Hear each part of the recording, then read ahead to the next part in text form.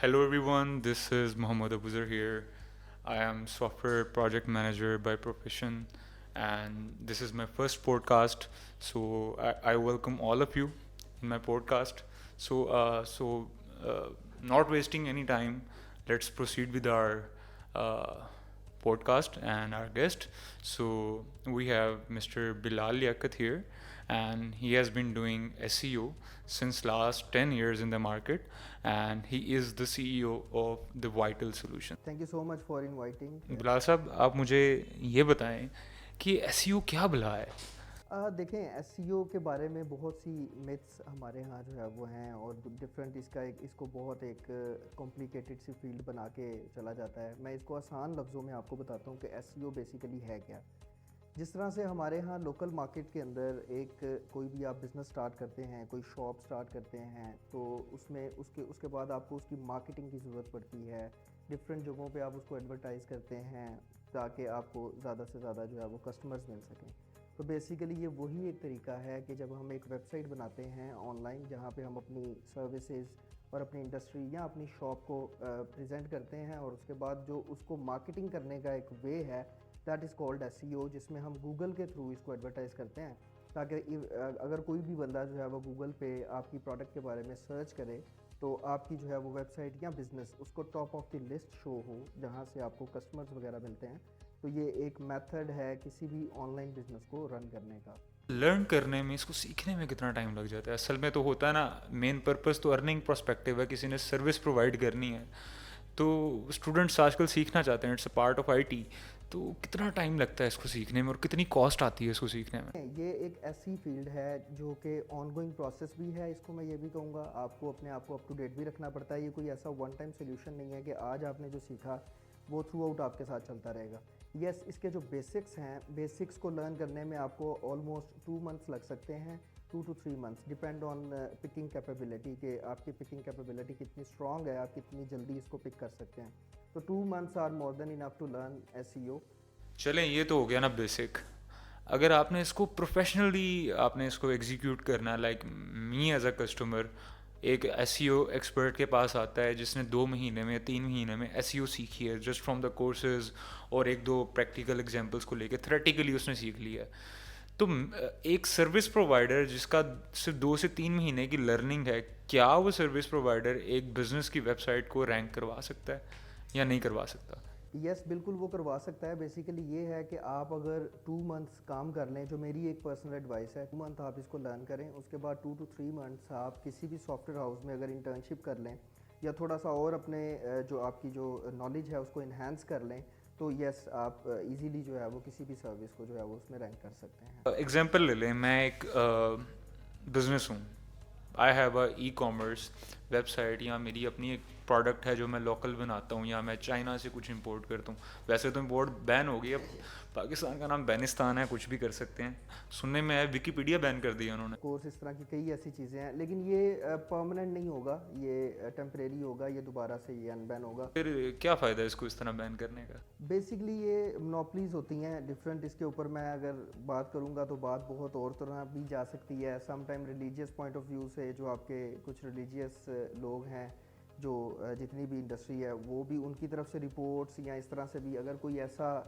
उसके ऊपर मवाद आ जाता है जो हमारे रिलीजियस बाउंड्रीज़ या हमारी गवर्नमेंट बाउंड्रीज़ या हमारे लीगल जो प्लेटफॉर्म्स हैं उनकी बाउंड्रीज़ को क्रॉस करता है, तो उसकी रिपोर्ट्स के ऊपर उसको बैन किया जाता है, और फिर उसके साथ डिबेट करके उसको उस मवाद को रिमूव करके दोबारा जो है वो फिर उसको अनबैन कर दिया जाता है।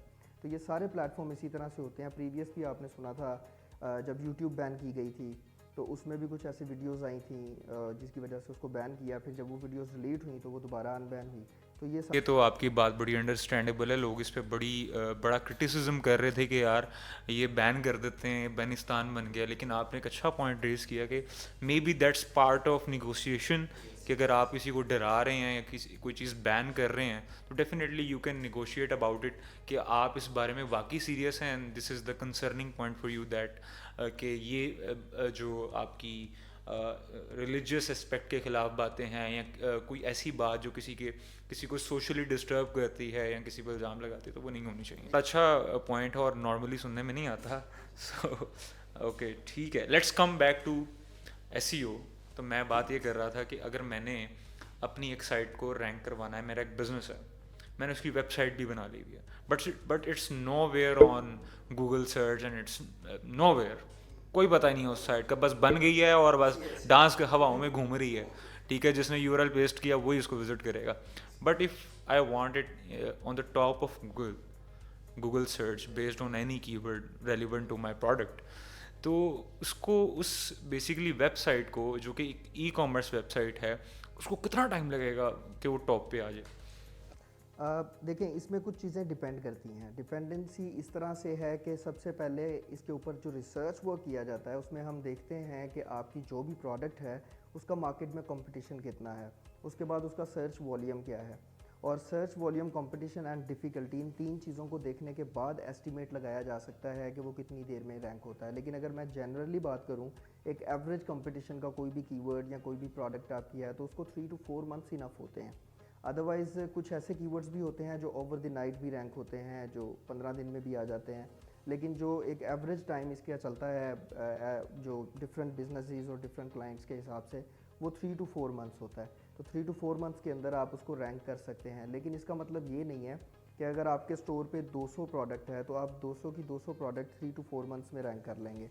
ऐसा नहीं होगा. अगर इस तरह से आप करेंगे तो वो ओवर ऑप्टिमाइजिंग की तरफ भी जा सकता है, क्योंकि आप इतने ज़्यादा लिंक्स उसके बिल्ड करते हैं जो कि एक टेक्निकल चीज़ है जो सारे प्रोसेस में आता है.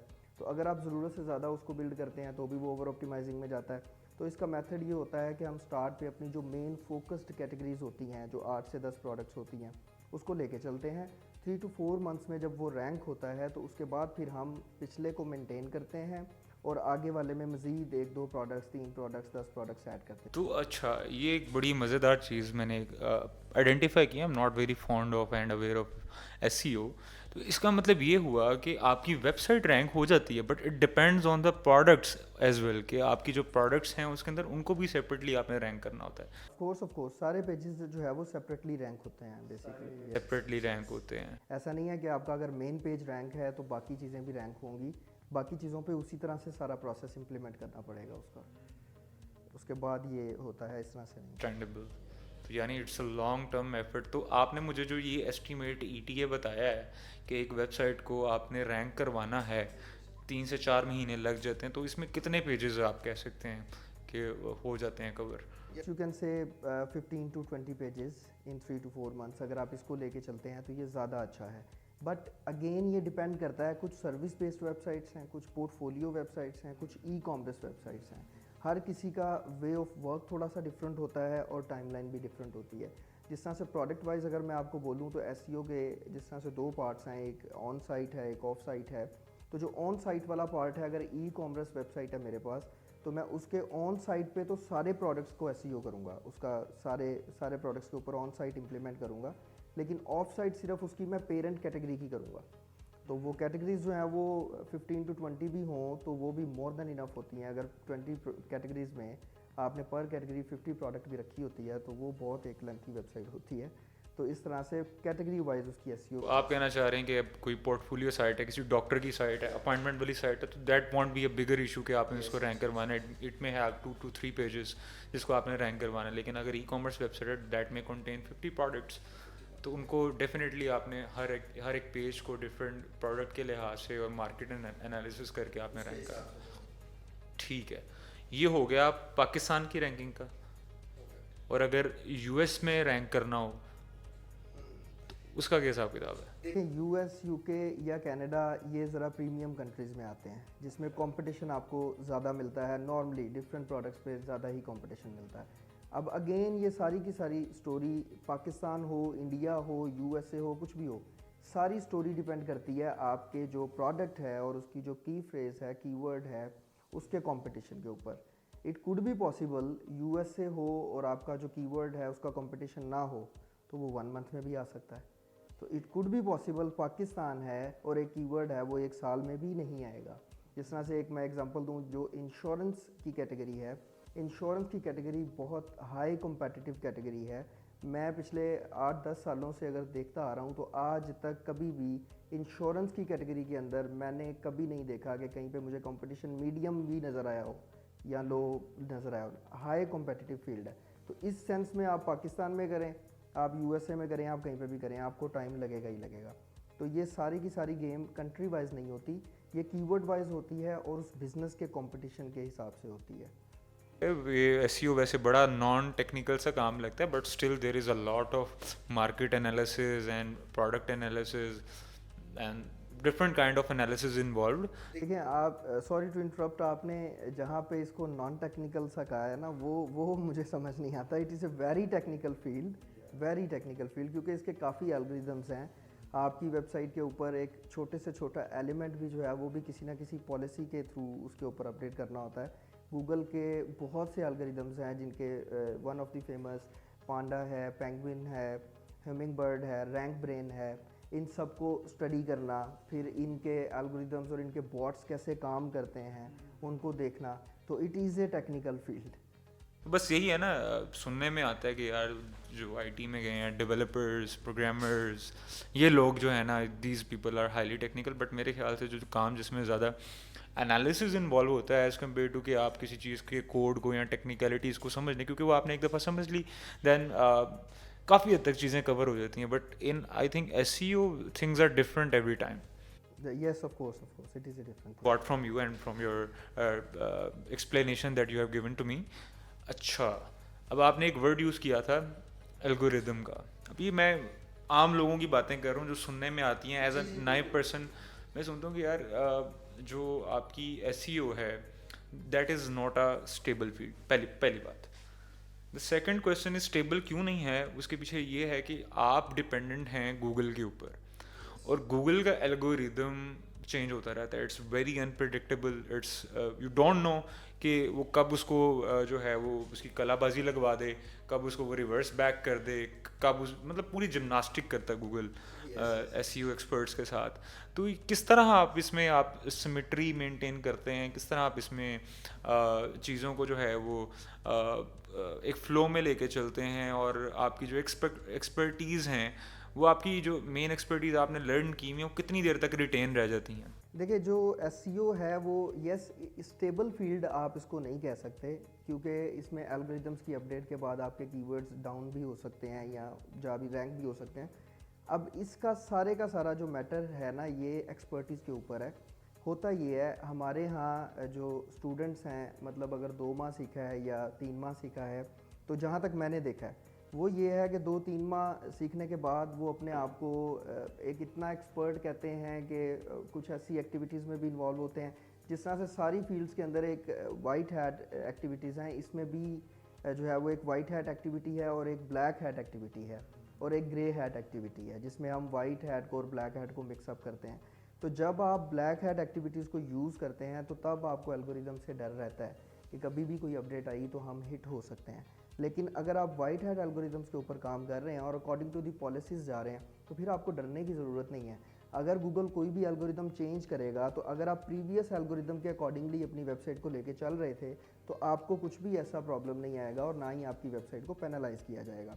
न्यू एल्गोरिदम सिर्फ उसी सूरत में आता है स्पैमिंग को प्रिवेंट करने के लिए, कि प्रीवियस अगर कोई बंदा स्पैमिंग कर रहा है, फॉर एग्जांपल एक सॉफ्टवेयर यूज़ कर रहा है एसईओ को करने के लिए, अब न्यू एल्गोरिदम क्या है, गूगल ने एक बॉट दिया नया जो कि उस स्पैमिंग को प्रिवेंट करेगा, पकड़ेगा और उन वेबसाइट को पेनलाइज करेगा।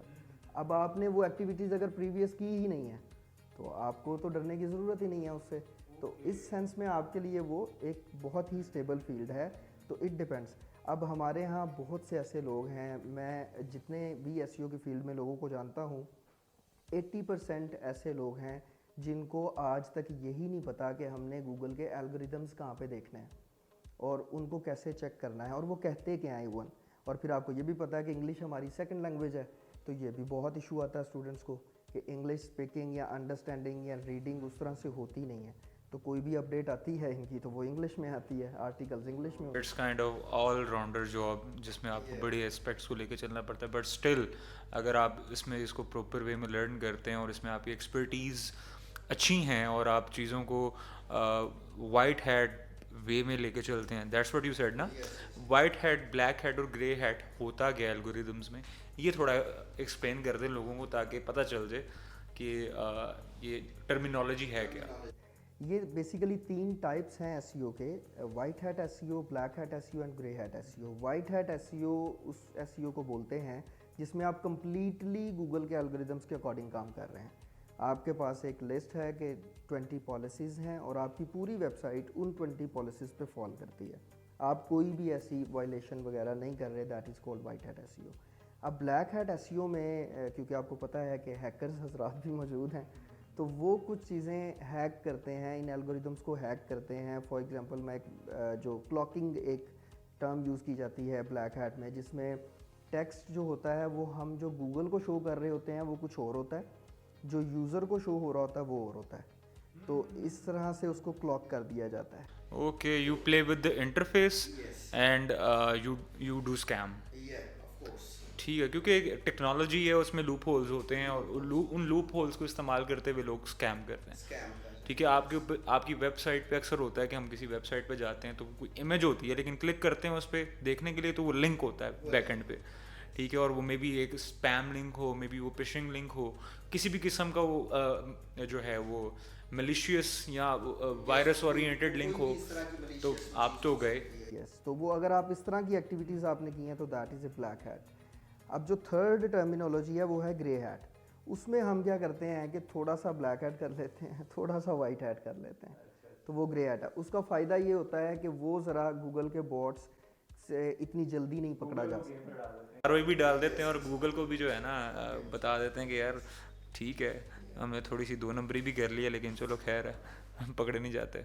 बिलाल लियाकत साहब, अगले सवाल पे आ जाते हैं, जो कि थोड़ा ट्रिकी सवाल है, but I think you will answer it with honesty. तो मुझे आप ये बताएं कि जो एक एसईओ का स्टूडेंट है या जो एसईओ का जो एक्सपर्ट है, वो अगर जॉब करता है तो मार्केट में क्या सैलरी रेंज चल रही है आजकल लोकल मार्केट में पाकिस्तान के अंदर, जो डिफरेंट सॉफ्टवेयर हाउसेज या ऑर्गेनाइजेशंस दे रहे हैं। सेकंड क्वेश्चन ये कि अगर वही स्टूडेंट या वही एक्सपर्ट फ्रीलांसिंग करता है तो तब वो कितना कमाता है, क्या डिफरेंस है, क्या प्रेफरेंस है, आप किस चीज़ को ज़्यादा प्रेफर करते हैं, तो ये ज़रा आप स्टूडेंट्स को गाइड कर दें। देखिए, 2 चीज़ें हैं जिस तरह से आपने बोला कि एक तो जॉब है और दूसरा फ्रीलांस। अब जॉब में तो कुछ इस तरह से है कि काफ़ी चीज़ें मैटर करती हैं। आपका एक्सपीरियंस मैटर करता है, आप किस इंडस्ट्री में जा रहे हैं, किस कंपनी में जा रहे हैं, वो मैटर करता है। क्या वो अभी की जो है वो न्यू रेजिंग कंपनी है या ऑलरेडी इस्टेब्लिश्ड फर्म है, तो इसमें भी थोड़ा सा होता है। तो मैं इसकी एवरेज आपको बताऊंगा कि जो इनिशिएटिव इसकी सैलरी है वो 30,000 से तो लग जाती है। इनिशिएटिव जो सैलरी है 30,000 टू 100K तक भी आप जाते हैं। तो इससे ऊपर जो है वो इसमें सैलरी रोल मिलना थोड़ा सा डिफ़िकल्ट हो जाता है, क्योंकि मार्केट में असल में ना लोग एसईओ वालों को ये समझते हैं कि ये फ्री हैं, मतलब ये कुछ भी नहीं करते, ये वेले हैं। जिसको आसान अल्फाज में मैं उसको बोल दूँ, एक जनरल जो टर्म यूज़ की जाती है कि इन लोगों ने कुछ नहीं करना होता, सिर्फ ये टेक्निकलिटीज़ में आपको घुमा रहे होते हैं। तो वो इस वजह से भी थोड़ा सा होता है, क्योंकि इस फील्ड को लोग समझ नहीं पाते। तो इसलिए 30,000 to 100K is a basic, मतलब एवरेज जो है वो सैलरी आपकी लग जाती है। अब जो फ्रीलांस वाला सिलसिला है उसमें ये है कि देखें, उसमें तो आपके अपने ऊपर डिपेंड करता है कि आपने अपनी जो 30,000 है उसके आगे कितने सिफर लगाने हैं या कितने सिफर माइनस करने हैं, वो आप लगा सकते हैं। यस, देखिए, क्योंकि एसईओ है ना, तो एसईओ को आप मल्टीपल फील्ड्स में जो है वो अनलॉक कर सकते हैं। इसके बाद आप एफिलिएट मार्केटिंग करें, आप ई कॉमर्स करें, आप ब्लॉगिंग करें, आप जो है वो चैनल के ऊपर भी अगर कर रहे हैं तो उसकी भी, जिस तरह आपने अभी पॉडकास्ट रिकॉर्ड किया है, तो आपको भी इसके लिए एसईओ की ज़रूरत है। टाइटल, डिस्क्रिप्शन, ये सारी चीज़ें आपने करनी है। That's good. आपने अब कुछ इम्पोर्टेंट पॉइंट्स के बारे में आपने जिक्र किया है, that is you can utilize SEO in multiple domains, like you said e-commerce, you said affiliate marketing and sales and stuff. So मुझे ज़रा explain करेंगे कि SEO में कौन कौन सी domains हैं जिनसे अर्निंग की जा सकती है। देखें, एसईओ के बाद या आप इसको साइड पे कर दें, आप पहले बिजनेसेस को देख लें। आपने कुछ भी करना है ना इंटरनेट के ऊपर, आपको उसके लिए एसईओ चाहिए। आपने कुछ भी करना है। देखें, आपने अगर दराज पे स्टोर ओपन किया, आपने वैसे ही कॉमर्स वेबसाइट ऑन की, आप सर्विस बेस्ड वेबसाइट चला रहे हैं, आप पोर्टफोलियो वेबसाइट चला रहे हैं, जहाँ जहाँ किसी वेबसाइट का नाम आएगा वहाँ वहाँ एसईओ भी ज़रूर होगी। उसके बगैर आप कभी भी सर्वाइव नहीं कर पाएंगे।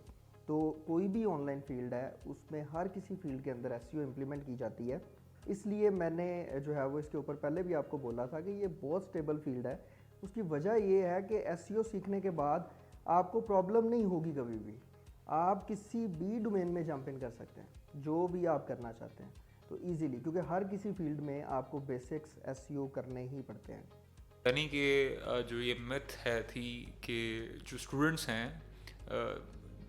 That are more inclined towards SEO, तो ये मिथ होती है कि यार ये बच्चों का जो जॉब फ्यूचर है वो सिक्योर नहीं है, इसकी इनकम में स्टेबिलिटी नहीं है, और बहुत सारी और भी मिथ्स जो हैं इसके साथ अलाइंड। आई थिंक आप बेहतर जानते होंगे, तो मेरे ख्याल से अगर कोई जो मिथ है उसको अगर आप एड्रेस करना चाहें रिगार्डिंग एसईओ तो लाजमी करें, हम सुनना चाहेंगे। देखें, मेरा ख्याल है कि एसईओ के बाद जितना फ्यूचर आपका सेव है इतना किसी और फील्ड में हो ही नहीं सकता, जहाँ तक मेरा आइडिया। यस, ऑफ कोर्स, क्योंकि ये बड़ा क्लेम हो रहा है। जी बिल्कुल, आपके सामने एग्जांपल बैठा हूँ मैं।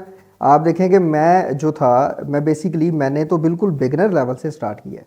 मैंने एक सॉफ्टवेयर हाउस में एज ए ऑफिस बॉय, आप कहें कि रह के ना करें things की हैं। Exactly, office boy. Office boy 2 साल। ऑफिस बॉय यानी जो they come and serve tea and stuff like. I served, मैंने बहुत से लोगों को सर्व किया है और 3000 पर मंथ मेरी सैलरी थी वहाँ पे, जो कि 2 साल। व्हाट 30,000? 3000, इट्स 3000।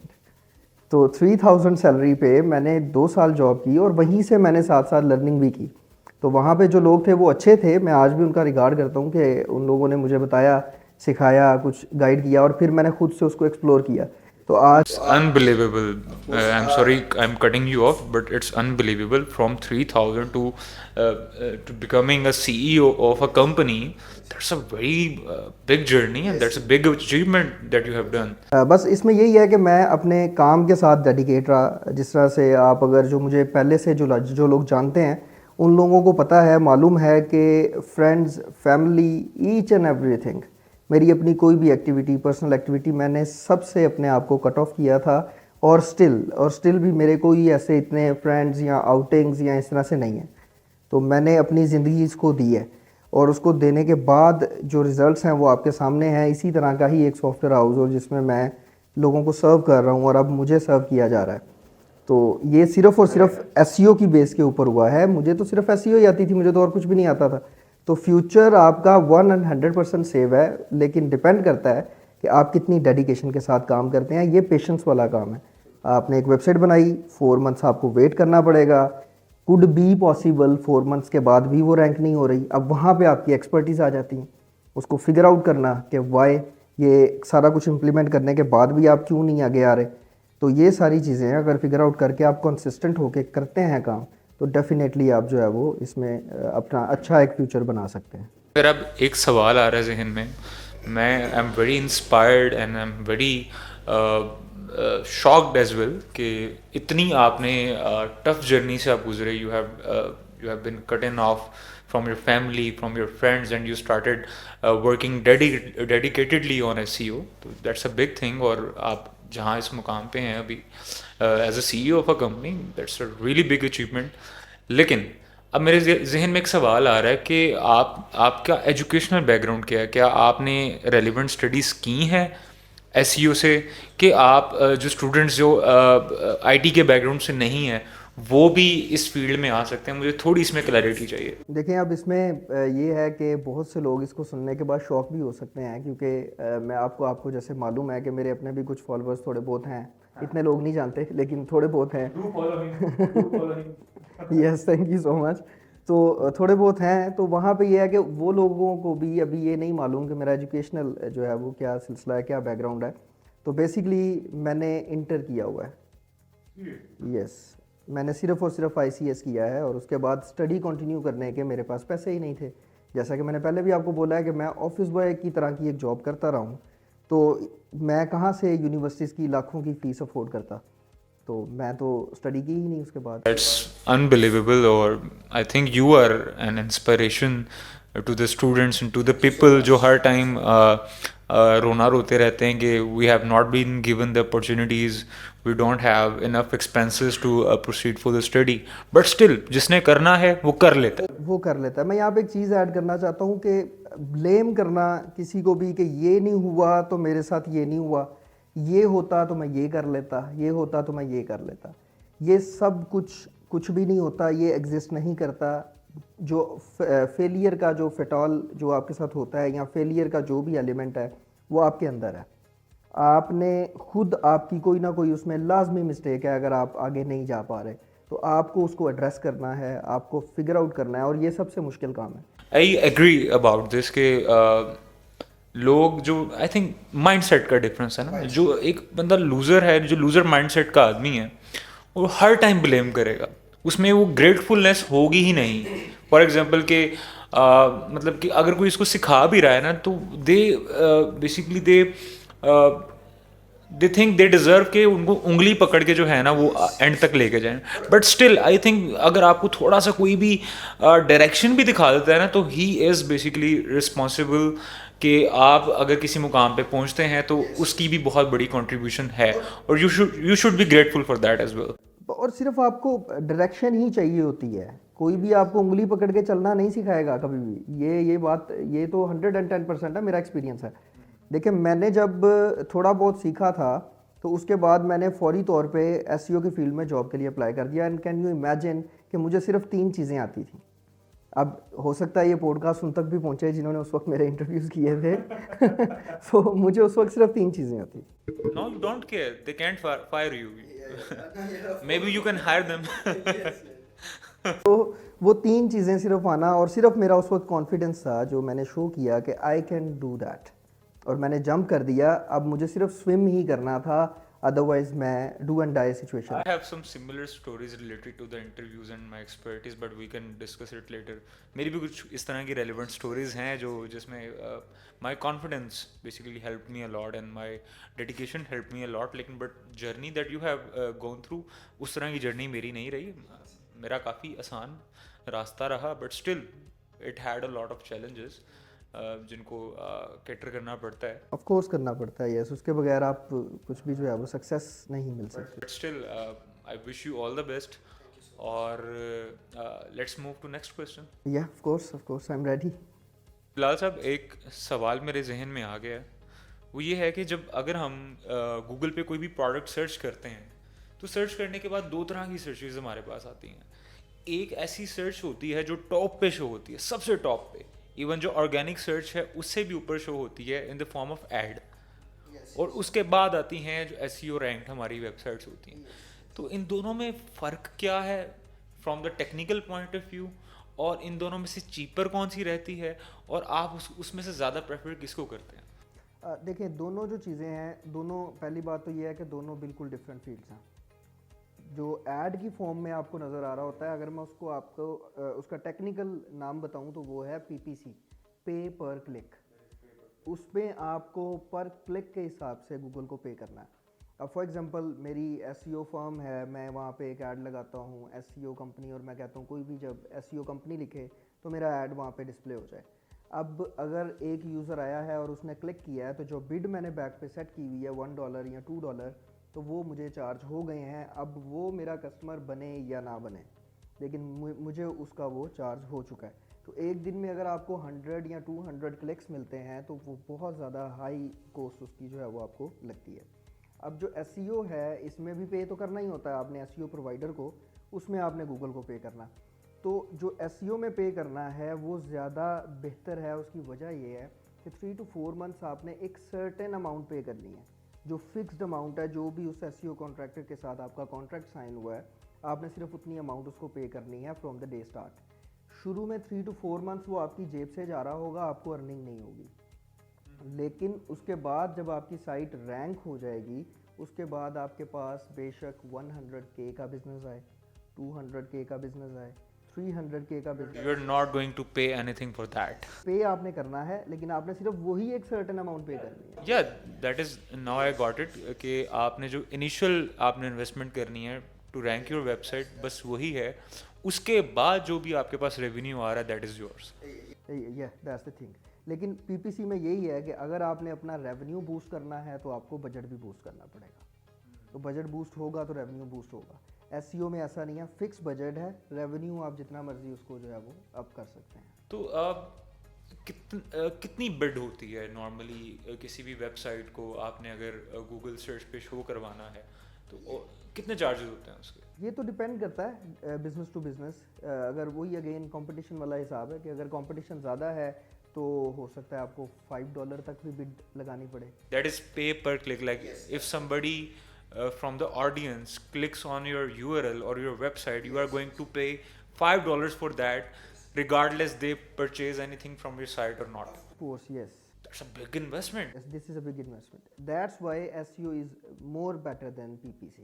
इसमें ये है कि आप एक बार टॉप पे आ गए हैं, उसके बाद आपको अर्निंग हो रही है। आपने सिर्फ एक SEO को SEO पर्सन जो भी आपका है उसको सिर्फ एक जो मेंटेनेंस चार्जेस आप पे कर रहे हैं, आपने सिर्फ वही पे करना है, तो उसमें आपको बेनिफिट ज़्यादा है।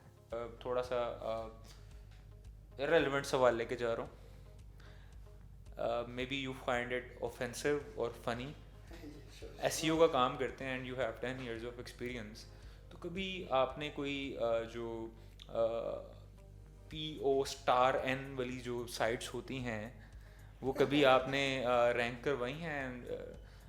कभी इस तरह का कोई एक्सपीरियंस है, कभी इस तरह का कोई क्लाइंट आपके पास आया हो जिसने कहा हो कि यार ये मेरी इस तरह की वेबसाइट है जिसमें इस तरह की वीडियोस हैं, तो उसको मैंने रैंक करवाना है और उसके आपको अच्छे खासे पैसे भी मिल रहे हो? अगर आया है तो क्या आपने किया है? अगर कभी आएगा जिसके आपको अच्छे खासे 10x में या 20x में योर एग्जिस्टिंग रेवेन्यू आपको पैसे मिल रहे होंगे, तो क्या आप करेंगे? पहले तो ये है कि ये जो PO*N वाली जो साइट्स हैं इनमें आते तो हैं बहुत से, मेरे पास क्लाइंट्स आए भी हैं। सिर्फ यही नहीं होते, अब मैं वो बताना नहीं चाहता क्योंकि कुछ लोग होंगे जिनको नहीं पता होगा, तो वो ना हो मेरे बताने के बाद वो भी सर्चिंग स्टार्ट कर दें। देखें that the country that you are sitting in, it's already in the top number 1 in the ranking in the terms of watching these websites. So you're not stopping anyone. Already everyone is already watching those websites and the stuff that are basically uploaded in those websites. इसमें यही होता है कि इसमें लोग 10x 20x भी पे करते हैं आपको, क्योंकि उनको प्रोवाइडर नहीं मिल रहा होता। हमारे पास बहुत से आए हैं। ये वीडियोस की साइट भी आती है। और एक और फैक्ट मैं आपको बताऊं, बेसिकली जो इसका बिज़नेस होता है, मैं अब नाम नहीं लेना चाहता कॉपीराइट या कोई और जो स्ट्राइक ना आए, जो ये बिज़नेस है पूरा एक प्रॉपर, जिसमें आप गर्ल हायर करते हैं फॉर योर ओन प्लेजर, और फिर वो, तो इसकी भी एक प्रॉपर वेबसाइट बन चुकी है। You can call it kind of prostitution. Kind of prostitution, yes exactly. मैं बोलना नहीं चाह रहा था। तो उसकी भी इस तरह की काफ़ी ऐसी वेबसाइट्स हैं जो अब ये ऑनलाइन काम हो रहा है, आप ऑनलाइन उसको हायर कर सकते हैं। इवन पाकिस्तान में अनलिमिटेड वेबसाइट्स अब ऐसी मौजूद हैं। Seriously? Can you name them? No मैं उनका नाम नहीं लेना चाहूँगा क्योंकि मैं नहीं चाहता कि मेरी वजह से जो है वो इस तरह। Exactly. This is something that we are not going to promote at any cost. और आई थिंक सो कि इस तरह की जो वेबसाइट्स हैं इनको बैन हो जाना चाहिए। अब दूसरे मैं पार्ट पे आता हूँ कि मैं करूँगा या नहीं। तो पहले भी इस तरह के मेरे पास प्रोजेक्ट्स आए हैं। देखें, एक तो क्योंकि हमारा जो रिलीजियस बाउंड्रीज हैं उसमें ही ये गलत है। पहली बात तो ये है कि उसमें अगर मैं करूँगा तो वो ऑब्वियसली उससे जो इनकम है वो ठीक नहीं है। दूसरी थिंग ये है कि ये आपकी कंट्री की और लीगल बाउंड्रीज में भी इलीगल है। सो मैं इस इलीगल की तरफ तो कभी भी नहीं जाता, और मेरे पास अगर कोई आता भी है तो मैं स्ट्रेट अवे उसको डिनाई कर देता हूँ। But yes, I can rank that. You can rank that. उसको भी रैंक कर सकता हूँ। यू आर एन एक्सपर्ट, तो आप रैंक कर सकते हैं। बट स्टिल आपने दो चीज़ें मेंशन की जो मेरे ख्याल से मैं चाहता था कि हमारी व्यूवरशिप जो है वो सुने, कि एक तो ये हमारे रिलीजियस एस्पेक्ट्स में और रिलीजियस वैल्यूज़ में नहीं आता, और दूसरा ये कि हमारे लॉ एंड ऑर्डर में ये जो रैंकिंग ऑफ दी साइट्स हैं वो क्या है, इलीगल है और प्रोहिबिटेड है। और ये बैन जो आपने कहा था ना कि बैन करना चाहिए, ये होती हैं। जी ये बैन होती हैं। बहुत सी साइट्स हैं जो आपकी गवर्नमेंट, अब साइबर क्राइम वाला जो सिलसिला है। There is, I think there was a site that was named Tinder. Yeah, that is an application, और maybe वो पाकिस्तान में है या नहीं है, I don't know, लेकिन मैंने सुना था कि शायद वो बैन हो गई है, कि अभी भी है। वो पाकिस्तान में तो है बिल्कुल अवेलेबल है, आप उसमें बना सकते हैं ऐप में अकाउंट, लेकिन उसमें ये है कि पाकिस्तान जैसे कंट्रीज़ में most of the profiles are fake. अच्छा, ये इनको कैसे पता सारा? ये मुझे पता, मुझे आपने ट्राई किया भाई?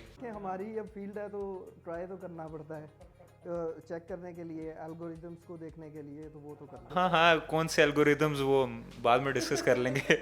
But still it's been really nice to talk to you, और काफ़ी चीज़ें क्लियर आउट हुई हैं, और काफ़ी इम्पोर्टेंट जो मैसेजेस हैं, और काफ़ी इस तरह का नॉलेज जो आपने डिलीवर किया है, दैट इज़ रियली वैल्यूएबल। और आई होप जो ऑडियंस है या जो व्यूवरशिप है वो इंशाल्लाह उससे फ़ायदा उठाएगी।